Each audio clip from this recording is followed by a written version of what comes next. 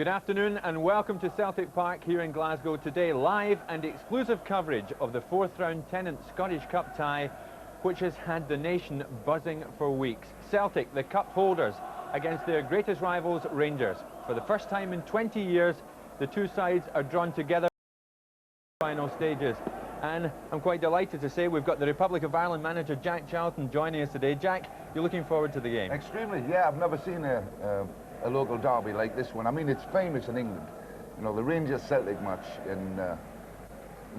they say it's a battle on its own, apart from the football, which I'll be interested to see. At the moment, it looks quite placid. You've been enjoying the atmosphere, though, haven't you? Oh, yeah, yeah. I've had a good chat with all the Celtic fans on the way in and the Rangers fans on the way in. I'm in a unique position. I've got Celtic players who play for the Republic here, but I'm also a Protestant, so I got friends on both sides. You know, so I try to narrow. I'm great with both works. Okay, you know something about the fixture, Jack, but it has a particular magic, the Old Firm game. So we here would say, I hope you're going to go along with that in the course of the afternoon. Oh yeah, well I'm looking forward to it. I mean, the ground is remarkably good now. It's dried out. It was raining like hell this morning. It's dried out completely. So I think this afternoon it'll be good football.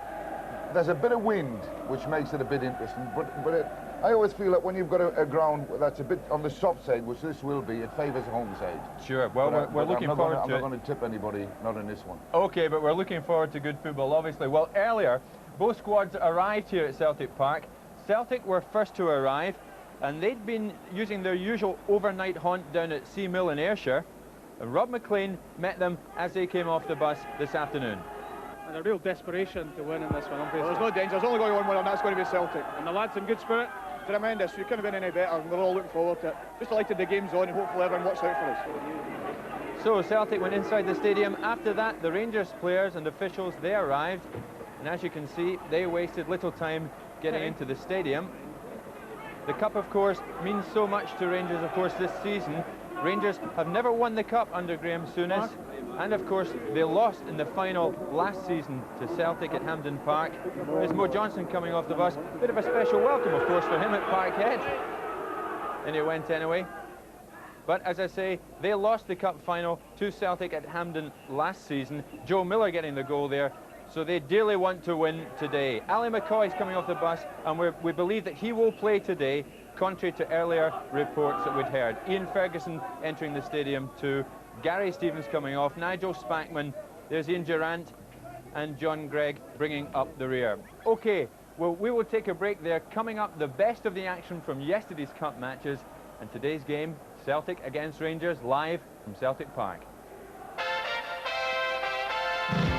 The players from both sides came out to get a feel of the pitch before they do it for real in what, just over 20 minutes from now. First out were four of the Rangers players: Mark Walters, Ali McCoy, Trevor Stephen and Chris Woods. Hazel Irvine then spoke to Paul Elliott of Celtic.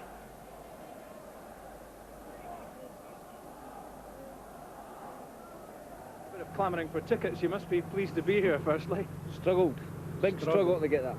Couldn't get them through season tickets. Don't know where they went to. How's it going to go today? Rangers victory, hopefully. No problem.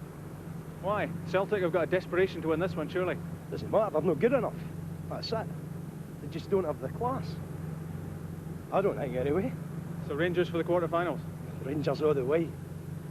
Quite confident today. Different class to every department of the team. Quite confident. Important game for Celtic this afternoon. How's it going to go?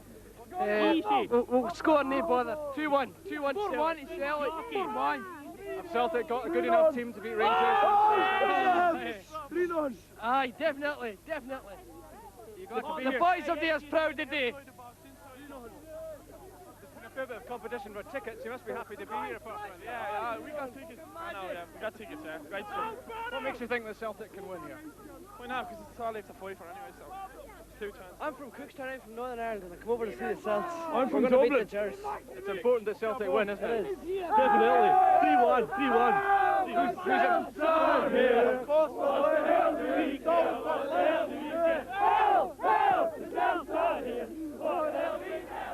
Well, that was not Paul Elliott. I don't know what happened to him. We went live outside the stadium there to speak to some fans. Rob McLean speaking to them. Jackie, I'll come to you in a minute, but obviously big pressure, of course, on the two managers today.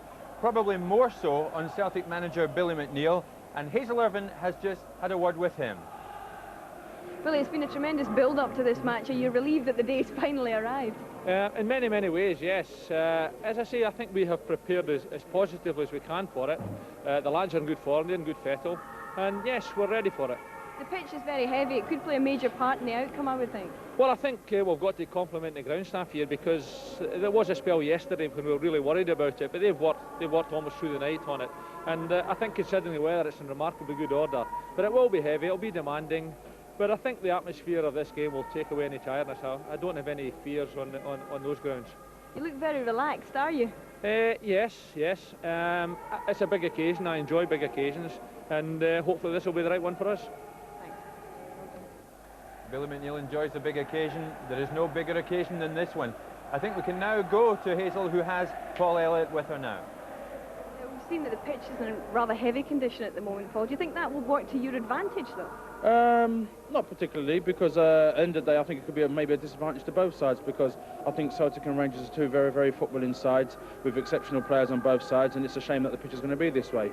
But at the end of the day, you know, it's the conditions are for the 22 players, and at the end of the day, you know, the best team's going to win, which hopefully will be Celtic. We've discussed the spirit amongst the Celtic team at the moment. Are the guys ready for this match? Yeah, we're ready. I mean, to be quite honest with you, you know, we're going to this game with a lot of confidence, because we had a very, very good game at Aberdeen last week, and I feel that certainly since I've actually been here, we've not played as some good football as we played as Aberdeen, so it's coming for a right time. We're due for a bit of a break in the luck, and obviously I think it's going to come today. You've been considered the underdogs, Paul, but obviously I'm sure you would feel that counts for nothing. To be quite honest with you, I mean, I've been here a short time in Scotland, but, you know, a Celtic Rangers game, previous form counts for nothing, and I feel that today is going to be a game where it's going to be very open, it's going to be very entertaining. At the end of the day, only the best side I feel is going to win. Jackie, you go along with that. Paul Elliott says obviously it's going to be very open, very entertaining, and the best side will win. Well, I hope to see both goalkeepers have to make loads of saves and be involved in the action. I want to see what Packy's like for a start, and on good form. I hope it's a very open, wide game. I hope the crowd thoroughly enjoy it. I hope it doesn't... Cup ties tend to let you down sometimes, but I'm here as an impartial observer. So I don't, and both managers are my friends. I mean, Graham and Billy are both pals of mine, so I could never say I want the Rangers or the Celtic to win. So I'm purely down the middle, and I will give you my opinion of who was the best team at half-time and at full-time. And it'll be an honest opinion, because I don't follow Scottish football to the extent where I've already made prejudgments on it. Sure, we're looking for honest opinion today, Jack. That's good. Okay. You'll get that. Well, since the draw was made, the clamour for tickets has been quite unparalleled. And we're going to discuss that in a second. It really has been quite incredible. Jackie was saying to me today, outside the stadium, there were so many people asking him if he had tickets on him as he arrived. We don't quite know how you'd have tickets, but anyway. Okay, well now, yesterday, the weather... If you're right in amongst all the supporters, it's fabulous, and the atmosphere is building up tremendously. And of course we've had news of the teams already, which has been very interesting indeed. Both teams showing very interesting selections. The Celtic team in the first instance, up there now. There is one change that I think is quite significant. That is the introduction there of Joe Miller wearing number 11, replacing young Steve Coulter, who's been playing on the left side of midfield recently. That looks a very attacking decision made by Billy McNeill. I think so. I think Billy's obviously looked at the game, and he knows it's such an important game for him, and the result's very important. So he said to himself, obviously he's going to go forward. He's not going to sit back by that team selection there looking for a breakaway or a goal and hanging on, Jock. It looks like he's going to go out and attack Rangers, and the inclusion of Joe Miller certainly supports that. And of course we're talking about the man who scored the winner in the cup final last year. Joe Miller scored that goal which won the cup for Celtic last year. Now there was speculation that Ali McCoist would not play for Rangers, but that has been killed by that team selection. The Rangers team, just the one I think that Graham Souness would have wanted to select. That's a very familiar looking, powerful lineup. Richard Gough, of course, unable to play through injury. John Brown wearing number 11 there, but he will play in central defence alongside Terry Butcher. Now Ali McCoy's playing. Is that a bit of a gamble, do you think, Andy? Well, I think if Ali's been bothered by his pelvis, which we believe he has been, Jock, then these conditions will certainly not suit him. And if he's going to pull it again, it certainly could be in a heavy ground like this. But it was very important for Rangers and Graham Souness, I think, to pick that team again. It's a team that's playing very, very well and very, very confidently. And I think he'll be delighted that Ali passed himself fit this morning. but still to some extent a gamble if he can last on this very heavy playing surface. It's been very difficult. When the players warmed up, you can see the pitch already beginning to cut up. It actually looks from here, Jock, as if the pitch is in very good condition, but I think having been on it, you and I were on it earlier, and I think we both know it is a very, very heavy pitch, and I think after 15 or 20 minutes it will cut up and it will sap the players' strength. There's no doubt about that. So the crowd this afternoon restricted to 53,000, so that still has guaranteed an enormous amount of noise from all around us here. So the two sets of supporters now waiting anxiously for the appearance of the two teams, and they'll be led out shortly by the referee, Mr. Brian McGinley from Balfron, who will be handling his 17th Old Firm game, but his first Scottish Cup match involving these two sides. So the Rangers fans there in numbers, they've been vociferous, as have the Celtic fans down below us here. And there's the look from behind the goal to the main Celtic Park stand. That's the tunnel from which we should see the players at any second. So the preparation's a very nervous time for these players, going away before matches like this, Andy. Is that difficult in the build-up with the tension? No, I think actually players coming into this game, Jock, will enjoy getting away from home for a couple of days, especially the ones with kids. They like to get away into the peace and quiet of a hotel, and I think both managers very sensible in taking the lads away. Rangers for a night, Celtic for a couple of nights, to get them absolutely perfect. And at this particular moment in time, all the players will be wanting to do, Jock, is get on that piece of grass in front of us and get at it, because the preparations are almost over, as you say, and all they want now is come down that tunnel and get on with the business in hand. Well, there's the Scottish management team, Andy Roxburgh and Craig Brown in the director's box, and it looks as though Craig Brown is handling a miniature television set there, so perhaps he's tuning in, hoping to see any replays, perhaps. So perhaps some difficulty with reception there. So there is the main stand again. That shot you saw a moment or two ago of the other covered enclosure here with the gantry hanging below that. That's where we are situated right now. And it looks as though there might be some activity coming from the tunnel area at any second. The ball boys leading out the teams in traditional fashion. Oh, the roar building up around the stadium. Here comes the referee, Brian McGinley.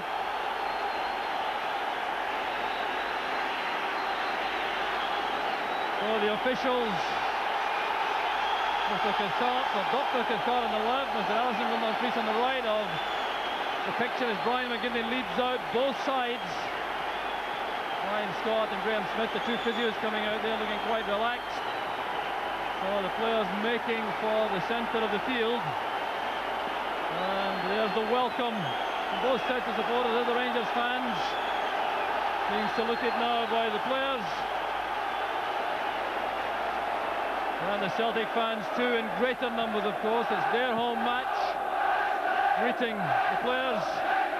Well, that long wait in the dressing room is over for these players. They'll be happy to be out there, and they'll realise now the wind is gusting around the playing pitch. It will be very difficult early on, perhaps for the goalkeepers in particular, but these early stages will be vital, and Paul Elliott will have a vital role in the heart of that Celtic defence, now reaching something like his peak as a Celtic player after a slow start caused by illness and injury, but a very powerful and influential player now in the Celtic defence.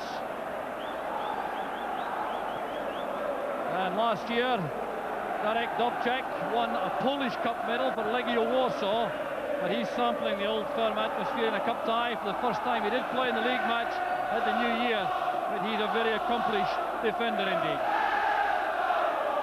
And another big occasion. Well, the Rangers striker Maurice Johnston, who always gets a hostile reception here at Celtic, where he played with such distinction before, has now scored 14 times this season. He'll be looking to add to that this afternoon.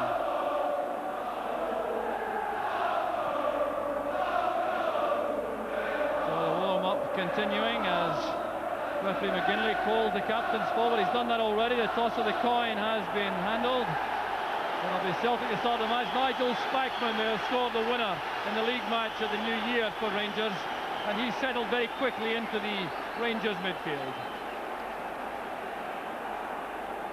So referee McGinley satisfying himself that everything is in order, and they have to remove a couple of practice balls from the playing surface. For the moment, the big crowd's been waiting for the opening whistle from Brian McGinley, and Celtic get the match underway. So Celtic going through a very difficult time, a transitional period. A lot of changes from their cup-winning side of last May. They've no Roy Aitken, Mick McCarthy, Mark McGee or Tommy Burns on the staff anymore. Anton Rogan also is not in the starting lineup. He's on the bench. Rangers retaining more of their squad from that final, but here's Ali McCoist. Back with Trevor Stephen, a newcomer to the Scottish Cup against Celtic. Good tackle made by Galloway. Here's Coyne. Grant busting from midfield. Through the middle is Jakinovski. The covering player is John Brown. And that's a tidy piece of play by Brown. Celtic opening up with a three-man attack. Joe Miller on the right wing. Jakinovski through the middle with Tommy Coyne to the left. Here's Jakinovski. McStay playing it through the middle, race on. Miller and Monroe. And Stuart Monroe did extremely well. Miller is very quick indeed, but Monroe matched that run to play it back to Chris Woods.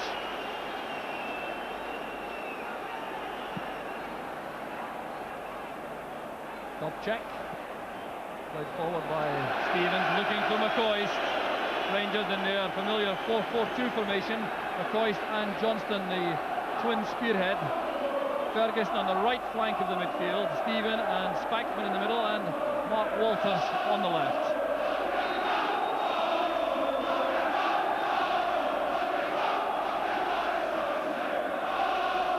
So tense, nervy opening minutes. First goal would have such a crucial impact in the proceedings. Chris Woods getting another touch of the ball. He's been involved now 2 or 3 times in the opening minutes.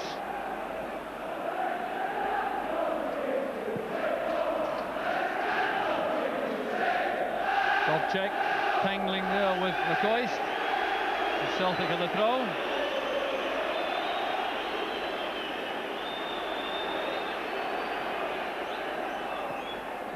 Clearance there by Gary Stevens. Another interesting aspect of the Celtic formation is that Mike Galloway started off on the left side of the 3-man midfield. Grant on the right, McStay in the middle. So a lot of careful planning going into the tactics for both sides. Galloway going in late on Ali McCoist. And there will be trouble here for Galloway. He's going to be booked, I think, by referee McGinley. Well, let's see this one again. McCoy's trying to control the ball. In comes Galloway. He was very late indeed. And there's going to be trouble for the Celtic midfield player. Yeah, I think Brian McGinley is stamping his authority jock in the game very early on, showing that he's not going to stand any nonsense. I think Galloway was a bit late here. Ali actually rides the tackle quite well. I don't think he's that badly hurt, but I think it definitely warranted a booking. And hopefully that will be the last we'll see of it. Well, a yellow card administered. Less than 5 minutes of the match gone. Ali McCoist is still on the ground, and of course McCoist was the major injury doubt for Rangers before the match. Well, he's a very, very powerful player, Ali McCoist, and he takes a lot of heavy treatment extremely well, but that certainly has tested his strength to the full. It's a Rangers free kick which Gary Stevens will take. Away by Dobchak. There's Brown to Stevens. Sidestepping Coyne. Galloway coming in quickly. Well, that certainly will have to have the effect of curbing Mike Galloway, because with the booking so early in the match, he'll have to be particularly careful when he's making any challenges. A vital part of his game is his combative impact. There's Brown's long clearance, that's all the way through to Pat Bonner.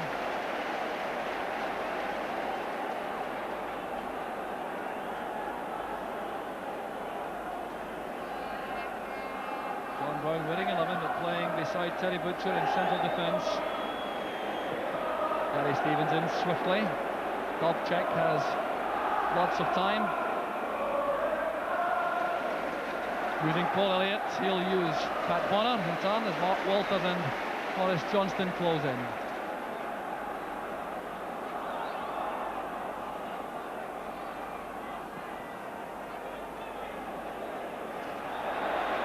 Coyne and Stevens collide, and the decision goes against Gary Stevens. He clearly thought he'd been given the free kick. But Celtic have a chance to put pressure on Rangers again. Stay to White. Here's Galloway. Forced to turn back using Chris Morris. Walters did well to close him down. There's Spackman running straight into Jakanowski. McStay is brought down. The two captains together. Butcher was the offender, bringing down Paul McStay. Oh, it's getting very tough and torrid out there. A desperate lunge there by Butcher at the back of the legs of Paul McStay. So Derek Jobchek has gone across to take this free kick. He's there with Chris Morris, the two fullbacks together. Scrambled wide there for Grant. That's well taken by Woods. A good piece of goalkeeping. Peter Grant certainly hits this in with lots of power. The shot from Jobchek coming off the wall. The clearance finding its way there to Peter Grant. And deflection there, but Woods did well.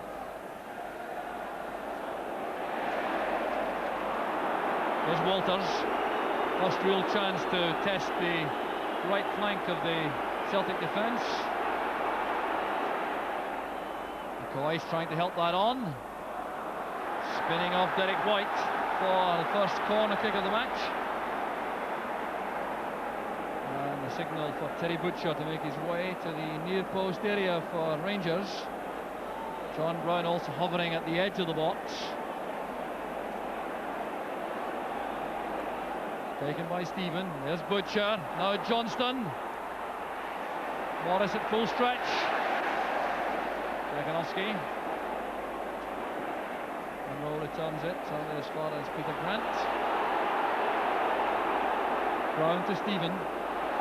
Johnston is offside. Rangers flag was up for Morris Johnston, taking lots of verbal abuse from the Celtic fans in the main stand. So a very effective corner kick this, the near post, where Butcher helped it on. Johnston trying to play it back across the face of the goal, and Chris Morris did well. It's been a very positive start, Joe, from both sides. They've both shown that they want to get forward in attack, and that's good to see. Jakanowski penalised for barging into Butcher. Referee McGinley has certainly made his presence felt early on. Very experienced official. Should have been at the World Cup in Mexico. Had to withdraw.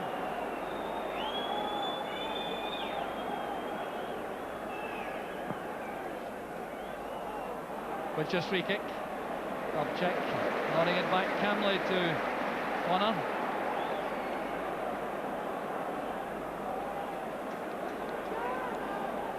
And Celtic using Chris Morris to augment their midfield whenever they can. He's pushing right up on Mark Walters. There's Coyne. Brown playing it through the middle, while White returns it. Brown goes up again. There's Galloway. Good header that by McStay. Jobchek gets away from Ian Ferguson. Trevor Stephen. The linesman's flag on the far side is up. The referee hasn't yet spotted that. Here's Jakanowski. Trying to make space for the shot. And Brown turns it back. The referee has still not spotted the linesman. Well, now he has. He's waved his flag down. There's Ian Cathcart, the far side linesman. He stood for a very long time. He did, Jock. He must have had his flag up for about 30 or 40 seconds here. I think it was for an earlier offside decision that Brian McGinley actually played on, but the linesman didn't see him and just stood there with his flag up. Well, there would have been controversy there had that developed into anything important. Johnston tackled firmly by Galloway. There's Butcher. Johnson gets up so well in that position. Here's Ian Ferguson trying to take on Derek White. Cover provided by Jobchek. I don't know what language he was using, but certainly complaining to the linesman about the fact that the throw has gone to Rangers. 10 minutes of the first half gone, still no scoring, but lots of action. Both sides looking hungry for the fray, and that's another corner kick to Rangers. So some work for Pat Warner, who's been in excellent form this season for Celtic. Butcher again is the major threat inside the 6-yard box. Variation here from Rangers. Stephen takes it back from Walters. The throw is given. Stephen well tackled. Well, it certainly is tough. Chris Morris came across to help on the near side of the field. The Celtic left.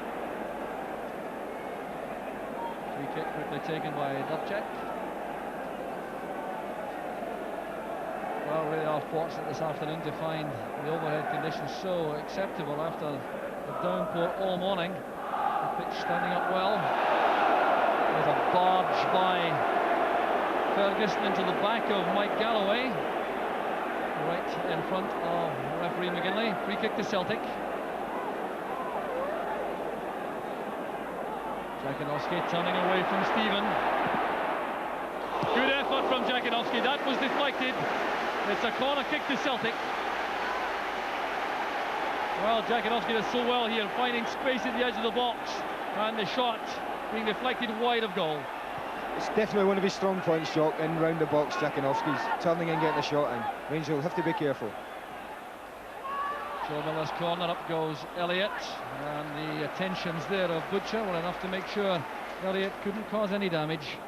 It's a goal kick to Rangers. Pretty even opening, Andy. Yeah, very much so, Jock. No one team is dominating the other. Both have had good sparring, they're more or less sparring with each other at the moment. Both have had good attacks. Both defences are standing up very well, though, which is an interesting topic. You know, sometimes these defences in these old firm games can be prone to make mistakes, but both are standing up very well in the opening stages. Trevor Stevens' header. Gary Stevens getting there despite the attentions of Miller, which were deemed illegal by referee McGinley. So a free kick it is to Rangers. Well, Joe Miller will be desperate to do something up front for Celtic this afternoon. Gary Stevens with the free kick, looking for Johnston. Stephen to McCoist. Peter Grant coming in. There's Galloway with the pass back.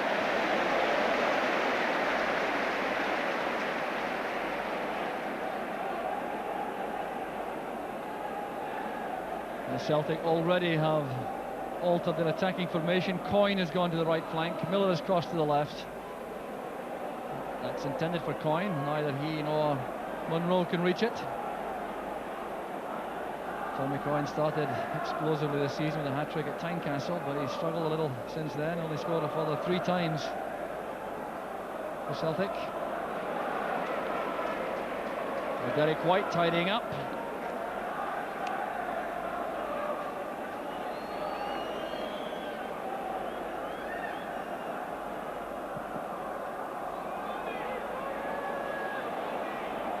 Coyne heading it through there for Jakinovski. That's a good challenge by Stevens. Kept his head well. That's a good pass out of defence also to find Trevor Stephen. Galloway's header here. Spackman. On the far side is Walters. Munro's made a run. He's checked out of it now. And Wallace timed that well. Standing a little off Walters when that move developed.